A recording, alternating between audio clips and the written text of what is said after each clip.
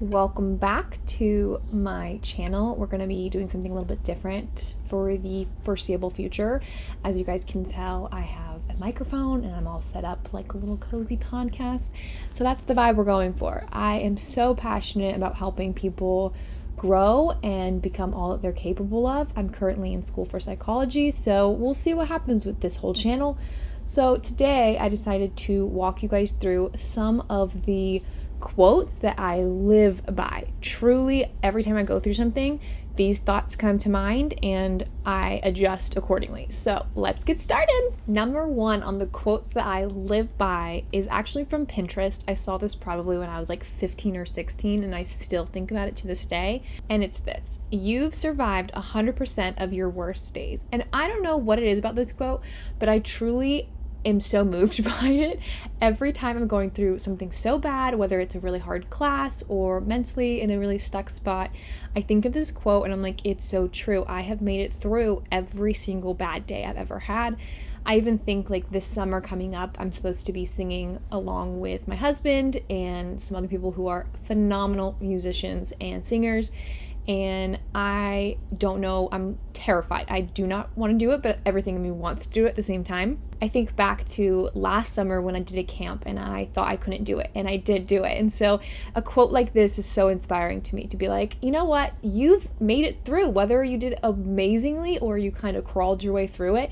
I have made it through every single day I've ever had 100% of the time. And I just think that is such a gift. So that's number one. Number two is actually some advice, and I actually live by this when it comes to my jobs that I've ever taken, and it's only been successful for me. So this is what it is. Say yes as much as possible when you first get a job. When it's your time to ask for something, you'll most likely get it. And so this isn't guaranteed, of course, but I think my mom told us this a long time ago, and I truly stuck to this as if my life depended on it. I just was the most helpful, most efficient, most amazing employee someone could ask for, and in hopes that the opportunities would come to me. And I do believe up until this point, I have only been granted great privileges in the work environment because of my work ethic and because I've said yes and committed to the mission of whatever place I'm at. But I want to give a disclaimer because I know in today's society, saying yes all the time to a job can really create bad work-life balance, and I am not advocating for that at all. I love a good work-life balance. In fact, I like my life usually more than I like work. However, I do think it's really beneficial to, when you're at work and you're putting your hand to work, to give it a good effort, obviously work ethic. And so don't get it twisted. I do like a good work-life balance, and I'm all for people respecting people. So that is definitely also something I like. Number three is one of my favorite quotes currently, and I found it, I think back in 2022 on Pinterest, again, of course, when I started college, and I am about to turn 27, and so I started college late. Please ignore my dog itching himself. But I was terrified. I always thought I was dumb. I wasn't capable of anything, and so if something was hard, I wouldn't do it, because I thought I'm not capable. I was always surrounded by some of the smartest, most gifted people I've ever known. And so if it was hard for me, I thought that meant I shouldn't do it or I wasn't capable of doing it. And so reading this quote, it is, growth is uncomfortable because you've never been here before, not because you're incapable. And I think that is such good advice, and it just changed my life. It's changed my mentality when it comes to learning and growth. Is just because something's hard doesn't mean you're not capable of something. And I've seen myself prove this quote true over and over and over again the last couple of years. And one example for me is going snowboarding, which is a fun example, of course, because I sucked so bad. I went in with so much confidence thinking I will crush this, and I instead got crushed. My wrist hurt very badly the first day.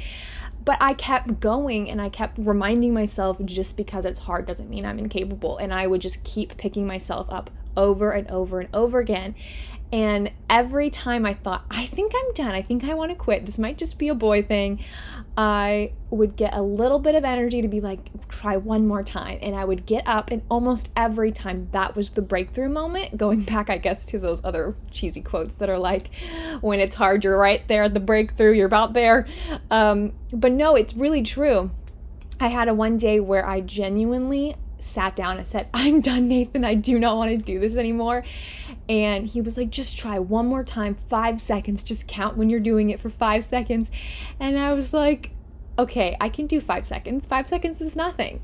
And I got up and I tried for 5 seconds, and I did it. I did it what I was trying to do the entire day. And so I think this quote is just so good to remember no matter what. Another quote or another example for this would be, when I was in pre-calculus, I truly was giving up every day. I would sit in my bed trying to do the problems. It would take me like 4 hours to do like 4 problems, and I would just cry, and I said, I can't do this, I can't do it. And I still passed with an A, which is not me trying to brag, but it's just saying, like, just because it's hard doesn't mean you're not growing, doesn't mean that you're incapable again. And so I just love that quote because it's truly such a mind bender with the things that we normally think, like, oh, if it's hard, that means I'm not gifted at it. But that's just not true. You are capable. All right, number 4, we got another work-related quote. This is a helpful quote, hopefully. It's really not a quote. It's more of a phrase to help you in case you are being asked to do something that is too much for your current plate. And so my boss back in Minnesota actually told me this, and I have lived by it to this day, and without fail, it always works. So here is the phrase. It is, I would be happy to do that. What would you like me to put on pause while I prioritize this? And basically what it's doing is allowing you to show your employer or boss, hey, I will do this, but I'm incapable of doing that with my other workload. So what is more important, my normal workload or this new thing? And the employer or the boss gets to choose. And at that point, they aren't expecting you to get done all the normal stuff and the new thing. It creates a new expectation, and I really feel like that's super healthy. And usually they will either be like, oh wait, this new thing isn't that important, or it is, and they'll tell you what you normally do, what isn't good. So I truly feel like this is such a good phrase to use. I've used it both in a very professional setting, and I currently work at a church, and I've used it for that as well. Wording it differently each time potentially, but the concept still being the same. And guys, trust me, use this phrase, thank me later. Okay, this next one's kind of business related or work related, but I also find it really helpful in life. And so our number 5 is solve problems. And that's quite the small little phrase or quote, if you will, but it has also changed my life. And let me tell you why. When I was a kid, my parents went to a money conference, I believe, in Michigan. I could get that wrong, but I think that was the facts. And they came back and they told us two things actually, that the business people were telling them to do to make money, basically. One of the main reoccurring things was this concept of solving problems. Like, if you're capable of solving a problem, you will make money. And that phrase has stuck with me for my whole life. And I remember thinking, I don't even know how old I was, maybe 8. I don't know. I could have been older. I don't know my ages when I have memories, but that's fine. I would think to myself, how do you learn to solve problems though? Like, I don't think about problems. And I would ask the Lord all the time, like, please help me to solve problems. And I would think about it all the time, like, how do I solve a problem? And truly, I think that has helped. I think other people are more naturally gifted at being innovative and looking at a scenario and solving a problem. But I do think that I've been able to grow in it a lot. And so I guess I challenge you guys, like, if it's something that you want as well, be a problem solver. It is how you make money, and it is how the world grows. And I think it's beautiful. Problems are all over the place. It could be as simple as, like, I don't have pockets in my shorts and I don't have anywhere to put my phone. And so I take the dog out and I have to hold my phone under my armpit while I pick up his poop with the other arm, and I have his leash between my legs. Like, that's a problem. And someone found a solution with making hands-free leashes that you just attach around your waist. That's a solution to a problem that someone made money off of. It's silly, but it works.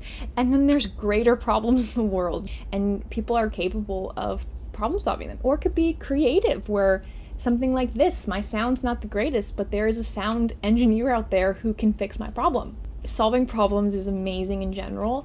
I think it helps the creative mind and the critical thinking part of your brain, so right and left kind of connect a lot more.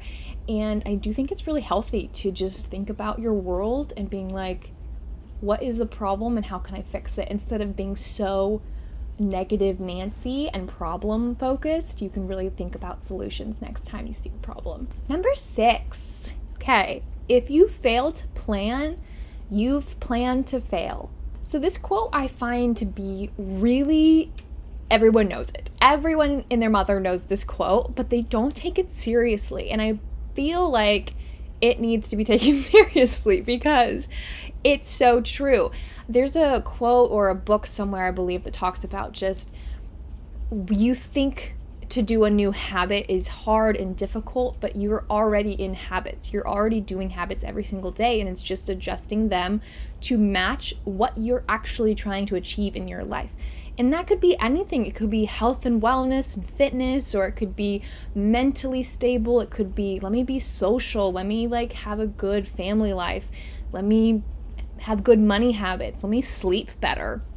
It could be anything. It could be planning for a trip. It could be literally anything to plan for. Planning to achieve something is not a bad thing, and we are automatically doing stuff every day, and it's just a matter of consciously thinking, this is where I want to go in life, and let me change my already existing habits to match where I want to go. And if you don't do that, you will continue down a different direction and you will not end up where you want to. There's the quote of everything changes, but that's only true to an extent, and there are things that will not change if you do not put effort to change them. This is where a lot of family bloodline curses come into play and family trauma.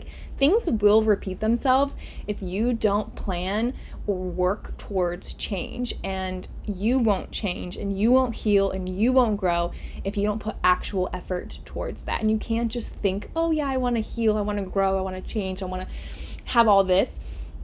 You have to actually put effort into that. And it's one of my biggest pet peeves when people think that they can just achieve something on a whim, because it's not really true, and you can only get so far without planning. This next one might be really hard to hear, but it is, the ultimate act of self-love is holding yourself accountable. And this, let me just tell you, is not a good time. Everyone wants to just say what they want, feel what they want, do what they want. But that is not loving to yourself and to others, but we're going to focus on ourselves for right now. It is not beneficial to you in your life. And I think we really have to hold ourselves accountable and find people who will hold us accountable as well. And obviously you're not going to give that permission to everybody, but there has to be somebody that you can hear from and respect and want to just receive from. But when it comes to ourselves, I feel like it's so important for us to truly think about, who am I and who do I want to be, and actually take responsibility for your own actions. And so the ultimate act of self-love is holding yourself accountable, because it's not loving to just do anything. Think about any scenario with a kid. It's not loving to let the kid go wild and watch TV all day long and eat junk food and never see sunlight and stay up all night. Those things you wouldn't let a kid do, because it's not beneficial to their growth or their mind or who they are. And so why would we put ourselves through anything like that? Why would we harm ourselves? And so let's love ourselves, guys. Let's put some accountability in action, and let's make some changes. Okay, we're gonna end off on a fun one, in my personal opinion. This is number 8. And so if you guys want a part 2, let me know. I will make another list of other quotes I live by. I've been putting them on this little notes app whenever I think of them. But this one I realized recently that I still think about all the time, and it's this: there'll be nice things for me when it's time. And I know that might be okay, what does that mean? And it started originally when I would look on Facebook Marketplace, or I would go to a really nice store and I would see something I absolutely loved. Like, for example, like a kid's outfit. I'd be like, this cute outfit, I want to buy it for my future kid. And I would think, oh, it's not going to be available when I have a kid. Like, I'm not going to have a kid for 10 years. Like, it's not going to be available anymore. And I would want to buy it right then and there because I knew it wouldn't be available. Or I'd be on Facebook Marketplace and I'd see a really unique piece of furniture, and I don't have a house big enough to hold really cool furniture. And so I can't buy it. I have nowhere to store it. I have nowhere to put it. I have to let that beautiful piece of furniture go, and it breaks my heart every time. But I lived by this quote that nice things will be there for me when it's time. And just the thought process of I don't have to hoard. I don't have to make something happen right now for the future, because it'll be there when it's time for me. And I thought about this recently too with like a job or with creative ideas. Like, I want to have an ongoing list of like 70 video ideas to do, but I only have 4. And my mindset with that is there will be ideas when I'm done with the 4, when it's time for me to have more ideas. And so instead of having this like hoarder almost mindset towards life and things, or poverty mindset towards creativity or truly anything in my life, to really be like, no, the Lord has blessed me, and when it's time, when I have a nice house, when I have children, there will be beautiful, cute, wonderful things in store for me, and I don't have to worry about the future. So that's all the quotes I have for you guys today. Let me know if you want a part 2 to this, and come back and join me next week because we have more fun videos planned. I will be having my husband Nathan join us for a video, and then one of my friends, Kara, is also going to be joining me for a video. So stay tuned, guys. More things are coming. Thanks for listening to all my fun quotes that I live by, truly, and let me know if you have any questions in the comments.